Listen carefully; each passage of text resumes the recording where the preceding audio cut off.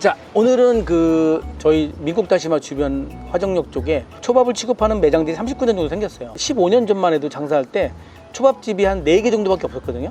그러니 뭐 매일 줄을 서서 먹었죠. 그 당시 소바가 6,500원이었는데요. 좀 장사되는 달 어느 날에는요, 일요일날 600을 찍었어요. 지금보다 더 많이 찍었어요. 크리스마스 때 700을 넘게 찍었어요. 소바 6,500원인데 초밥은 아마 한 14,000원 정도 했던 것 같아요, 그 당시에. 그런데 700을 넘게 찍었으니 얼마나 손님이 많았겠어요. 정말 진짜 미어 터졌죠, 손님들이. 근데 지금은 어때요? 매출도 많이 떨어지고요. 경쟁업체들이 너무 많이 생겼습니다. 제가 고민을 했어요. 지금 어떻게 이걸 타개할까? 제가 오랫동안 정식을 했습니다. 그 한상에다가 음식들 구성을 다양하게 해놓고 약간 일본 느낌의 그런 상을 만들어서 판매한 지가 2011년도부터 판매를 했거든요. 2011년도에 2층을 얻었는데 그때부터 제가 이 정식을 만들어서 시작을 했었어요. 그때도 인기가 굉장히 많았고 지금도 이 정식을 먹으려면 저희 집으로 오시는 분들이 많으신데 제가 그때 그 생각을 했죠. 고양시에서 가장 오래된 초밥집이라는 그런 브랜드를 계속 우기면서 진행해 왔는데 이제는 카테고리를 좀 바꿔야겠다.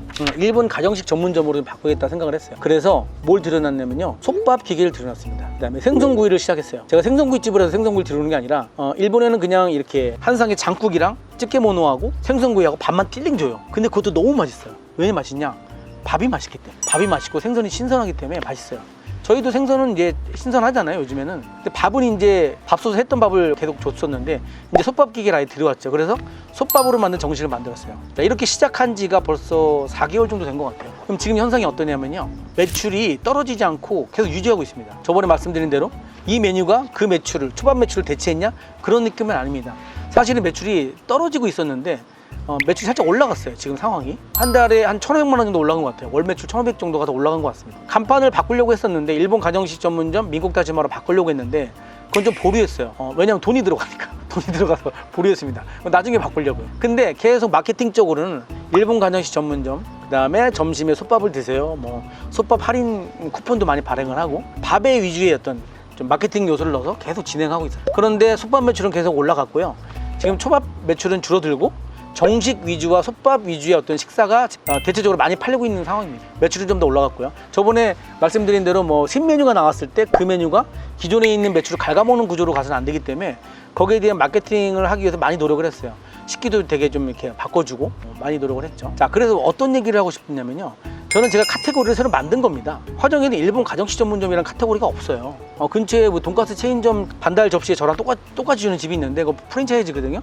그 반달도 뭐 어쨌든 뭐 제가 맨 처음에 일본에서, 우리나라에서 제가 제일 먼저 가져 들어온 게 그 반달 접시인데 반달 그 쟁반을 가져 들어오니까 갑자기 프랜차이즈 여기저기서 다 그걸 깔더니 그걸 진행을 한 거예요. 제가 일본 갔을 때 7년 전에 일본 갔을 때 그거를 보고선 그걸 이제 수입해 가지고 가져 들어왔거든요.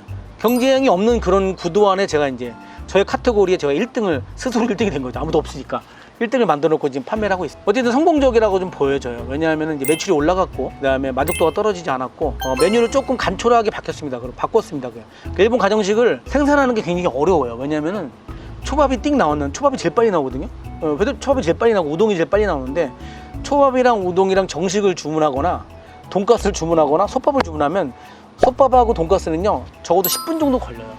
그런데 얘네들이 나오는 거에 대해서 템포를 맞춰주지 않으면 음식이 엉망이 되는 거거든요. 아직도 그런 사고가 가끔 나긴 하지만 지금은 프로세스를 정리했기 때문에 그 메뉴들은 이제 세 분이 동시에 드실 수 있게 이제 어떤 프로세스를 정리를 했겠죠. 그리고 이제 로봇을 적극적으로 활용하고 있고요. 그 다음에 테이블 오더를 조금 더 정비했습니다. 그래서 지금 아예 결제 자체도 테이블에서 결제하게끔 해놨어요. 이렇게 하다 보니 달라지지 않은 듯 하지만 달라지는 느낌이 들어요. 화정 유일의 일본 가정식이라는 카테고리 안에서 음식을 판매하고 있으니 손님들은 그 일본 가정식을 먹으러 오는 거죠. 만약에 여러분들 중에 칼국수집을 하고 계신 분이 계시다 쳐요. 근데 옆집에 칼국수집이 몇 개 경쟁업체들이 많이 생겼어요. 그렇다면 칼국수를 그냥 칼국수를 하지 마시고 샤브샤브형 칼국수라든가 아니면 해물을 이렇게 즉석에서 넣어줘서 조개만 건져 먹고 해물들을 건져 먹고 칼국수 넣는 것처럼 아예 그런 조리 방법이나 이런 것들을 바꿔서 카테고리를 바꾸시라는 거예요. 삼겹살을 볼까요? 썰어주는 삼겹살, 손님들이 앞에서 구워주는 삼겹살이 있잖아요. 그거 이제 하남돼지, 마찬들 맨 처음 시작한 곳이 이제 그런 류들이었는데 그런 류들의 인기가 지금 가고 있고 인건비가 급상승하면서 그런 류들의 식당들이 이제 서비스 기반이 무너지고 있다고 저는 생각이 듭니다. 아무나 갖다 쓰고 있고 전혀 조리를 이렇게 고기를 잘 굽지 못하는 어린 아이들을 데려다 쓰기 때문에 이 서비스 기반이 이제 무너질 거라고 봅니다. 다른 형태로 갈 거라고 확신하고 있어요. 이거는 뒤따라가는 그런 고깃집들이 지금 인재가 생기는 고깃집들은 반드시 이제 바꾸게 될 거예요.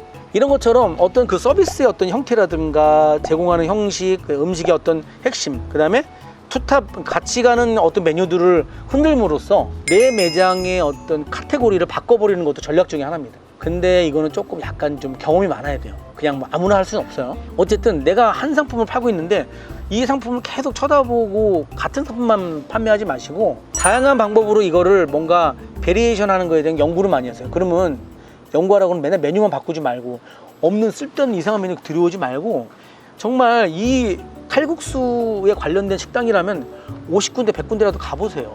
가보면 눈에 보이는 게 있어요. 여기서 칼국수 이런 식으로 하네? 이런 것들을 찾아가야 된다니까요. 그냥 뭐 제가 이렇게 방송으로 말씀드리면 그럼 난 오늘부터 연구해봐야지 하면서 막 칼국수에다가 조개도 넣었다가 멍게도 넣었다가 뭐든 해물 넣었다가 뭐 고기도 넣었다 이렇게 하라는 게 아니라 일단 이거를 개발하기 전에 다른 집에서 어떻게 하는지 다 보셔야 된다고. 전국에 있는 칼국수집에 가보시라고. 제발 좀. 벤치마킹보다 좋은 공부는 없어요. 이론 없이 그냥 보는 대로 이게 뭔가 습득할 수 있는 건 벤치마킹이잖아요. 물론 돈은 많이 듭니다. 벤치마킹이 돈이 안 들지 않아요. 시간 내야지, 가서 먹어봐야지, 돈 많이 들어요. 하지만 돈이 든 만큼 벌 수 있어요. 물론 잠깐 하고 가면 안 됩니다. 계속 열심히 해서 많이 자주 가봐야 됩니다. 여러분들 카테고리를 바꾸려면은 반드시 벤치마킹보다 많이 다니셔야 돼요. 그 다음에 내 음식을 연구하는 겁니다. 그렇게 되면은 내가 그 카테고리에서 내가 1등으로 만드는 것이 나 혼자밖에 없으니까 꼴등도 당연히 나구나. 그렇게 만드시면 됩니다. 여러분들, 자, 음식점의 카테고리에 대한 얘기를 말씀드렸습니다.